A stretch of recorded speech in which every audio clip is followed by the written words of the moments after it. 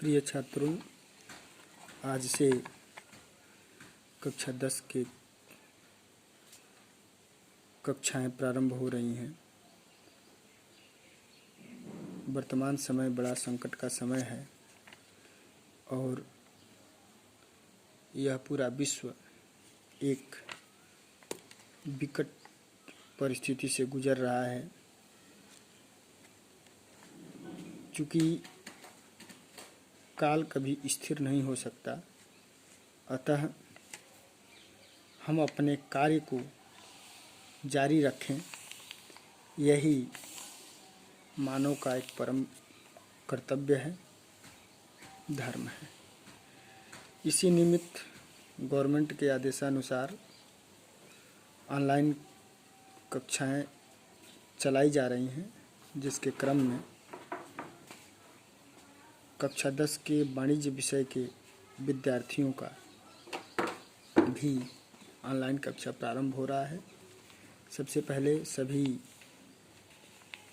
कक्षा 9 से आए हुए सभी विद्यार्थियों को कक्षा 10 में स्वागत है।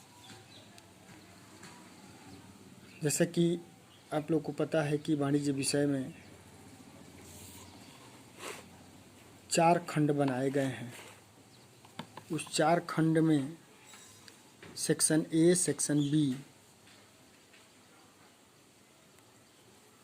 Section C and section D 4 खंड बनाए गए हैं। वाणिज्य,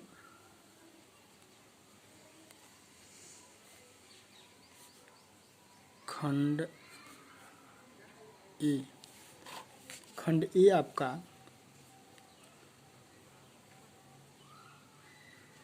बही खाता,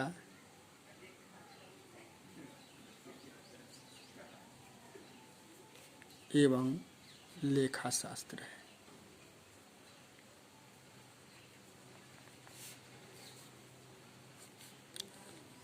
इसमें कुल 5 चैप्टर आपको पढ़ने हैं। पाठ 1 संबंधित है अंतिम खाते, अंग्रेजी में फाइनल अकाउंट कहा जाता है। इस पाठ को बताने से पहले हम पिछली कक्षा के कुछ सामग्री के बारे में बताना चाहते हैं। जैसा कि आप लोग को ये बताया गया था कि वस्तुओं का लेन देन जब हम शुरू करते हैं, व्यवसाय प्रारंभ करते हैं, किसी भी प्रकार का व्यवहार जो आंशिक या पूर्ण रूप से वित्तीय स्वभाव का होता है, उसे बहियों में लिखा जाना अत्यंत ही आवश्यक होता है।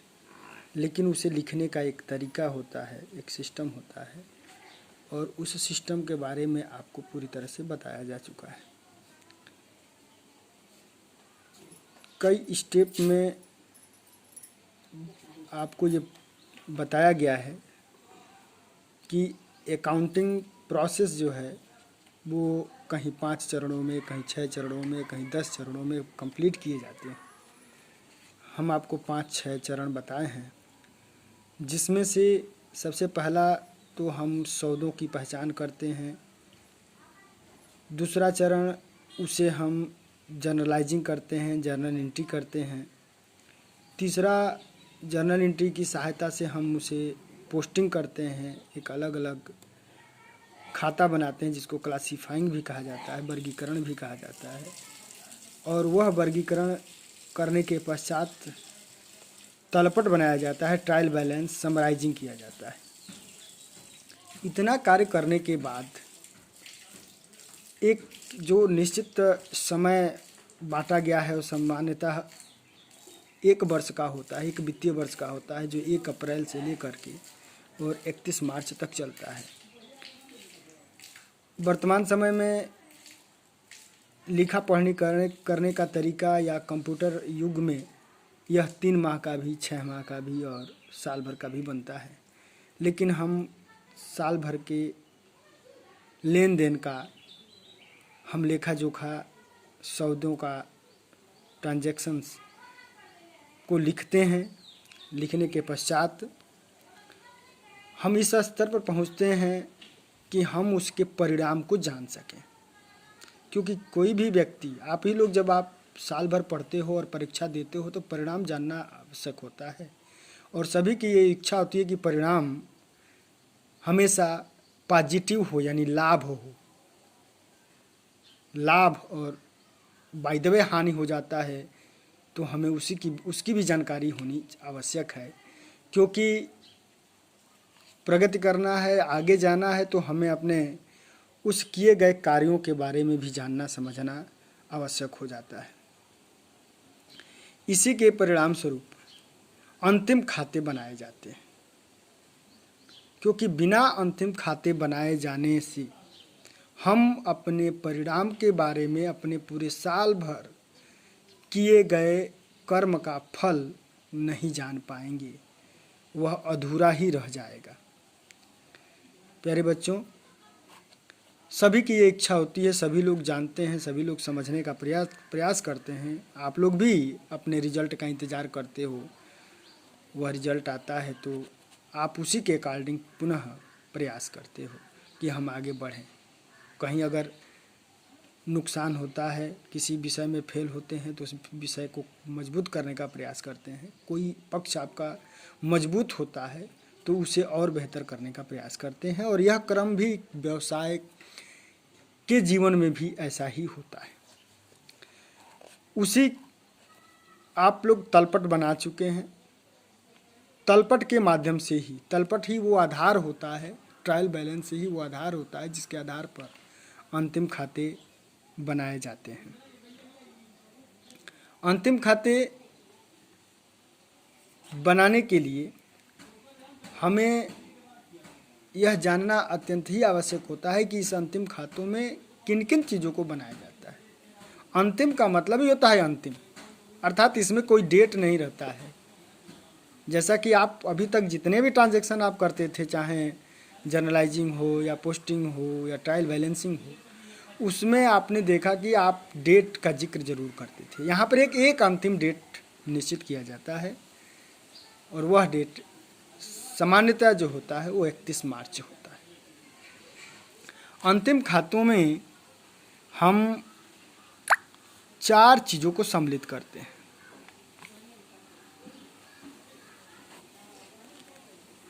चार चीज़ों को सम्मिलित करते हैं। सबसे पहला है निर्माण खाता। निर्माण खाता, मैन्युफैक्चरिंग अकाउंट। Manufacturing account. दूसरा होता है व्यापारिक खाता, ट्रेडिंग अकाउंट। और तीसरा होता है लाभ हानि खाता।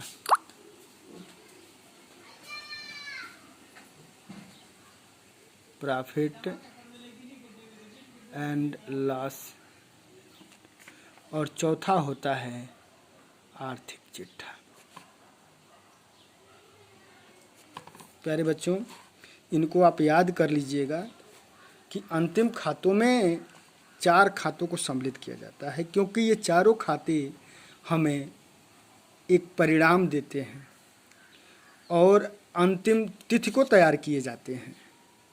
हालांकि कुछ विद्वानों का आपस में मतभेद है आर्थिक चिट्ठा को लेकर कि ये अंतिम खाता है कि नहीं है। इस पर बाद में आपसे विशद डिस्कस किया जाएगा, या आप आगे क्लास में जाएंगे तो इस पर समझेंगे। लेकिन फिलहाल आपको ये मान के चलना है कि ये अंतिम खातों में सम्मिलित किया जाता है। अब हम एक एक करके इन अंतिम खातों के बारे में पढ़ेंगे। सबसे पहला है निर्माण खाता, मैन्युफैक्चरिंग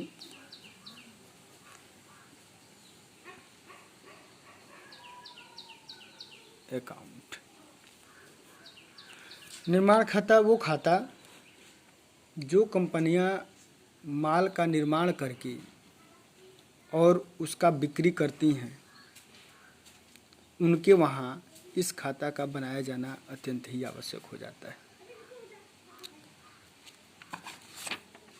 जैसा कि नाम से स्पष्ट है, निर्माण, अर्थात वहाँ पर कच्ची सामग्री को पक्की सामग्री में बदलने का कार्य किया जाता है। और जहाँ कच्ची सामग्री को पक्की सामग्री में बदलने का कार्य किया जाता है, उसके बाद वहाँ पर वस्तुएं बेची जाती हैं, तो वहाँ पर निर्माण खाता बनाया जाता है। और ऐसे दशा में वहाँ पर व्यापारिक खाता की कोई आवश्यकता नहीं होती है, यानी कि वहाँ पर वो निर्माण खाता और लाभ हानि खाता और आर्थिक चिट्ठा, यही तीन केवल बनाएंगे। तो कुछ इसमें मदें हैं, जिन मदों को, और चूंकि ये खाता है तो खाता के दो पक्ष होंगे।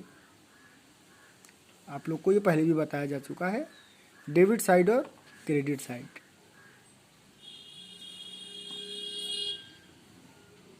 डेट का कॉलम नहीं होता है क्योंकि अंतिम तारीख को बनाया जाता है, तो एक तारीख जो है 31 मार्च जो भी ईयर हो पर दे दिया जाता है। डेबिट साइड होता है। डेबिट साइड में जब हम ओपनिंग स्टॉक की बात करते हैं, डेबिट साइड में लिखे जाते हैं ओपनिंग स्टॉक, और ये ओपनिंग स्टॉक रॉ मटेरियल का होगा। दूसरा वर्क इन प्रोग्रेस, और तीसरा फिनिश्ड गुड्स। और उसके बाद जितने भी चीज़ें जो किसी वस्तु के निर्माण में खर्च किए जाते हैं, वो सारे खर्चे डेबिट साइड में लिखे जाते हैं। आपको ये बताया जा चुका है कि खाते के जो 3 प्रकार होते हैं, उन 3 प्रकारों में जो व्यय और हानि होता है वह नॉमिनल अकाउंट से संबंधित होता है, और उनको हम डेबिट करते हैं। व्यय व हानि को डेबिट किया जाता है। तो यहाँ जब तलपट में आपके दिया रहेगा, तलपट में बहुत चीज़ें स्पष्ट हुई रहती हैं। तलपट में जितने भी मदें होती हैं डेबिट और साइड में, डेबिट साइड और क्रेडिट साइड में लिखी गई हैं, तो उससे स्पष्ट हो जाता है कि डेबिट में अगर ये मद है तो वो डेबिट साइड में जाएगा, क्रेडिट में मद है तो क्रेडिट साइड में जाएगा। पहचानना आपको ये है कि डेबिट साइड में वो मदें जो किसी वस्तु के निर्माण करने में लगा है, उसे हम मैन्युफैक्चरिंग अकाउंट के डेबिट साइड में लिखेंगे। तो टू ओपनिंग स्टॉक हो गया, to fuel, to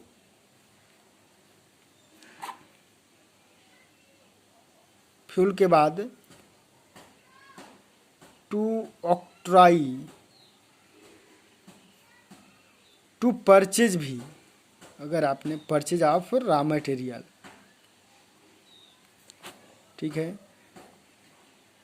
to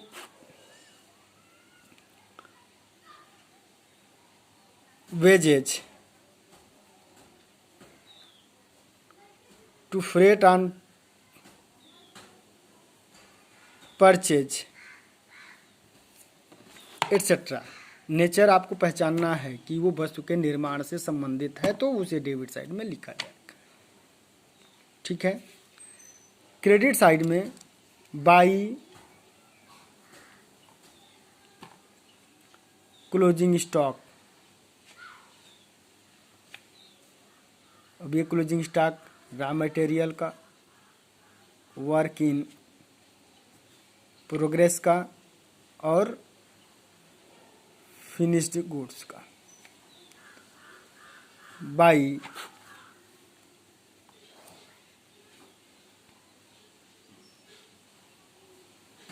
sales,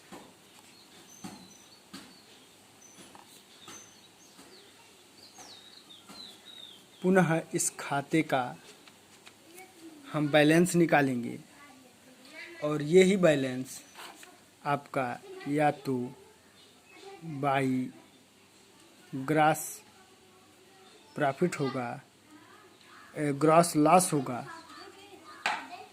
gross loss credit में होता है, और या तो टू ग्रास प्रॉफिट होगा। यदि क्रेडिट साइड अगर आपका बड़ा है तो ग्रास प्रॉफिट होगा, और अगर डेबिट साइड बड़ा है तो आपका ग्रास लॉस होगा। इस तरह से निर्माण खाता का ये प्रारूप है, और उस प्रारूप को ध्यान में रख करके ही हम निर्माण खाता तैयार करते हैं। बस आज आप लोगों के लिए इतना ही।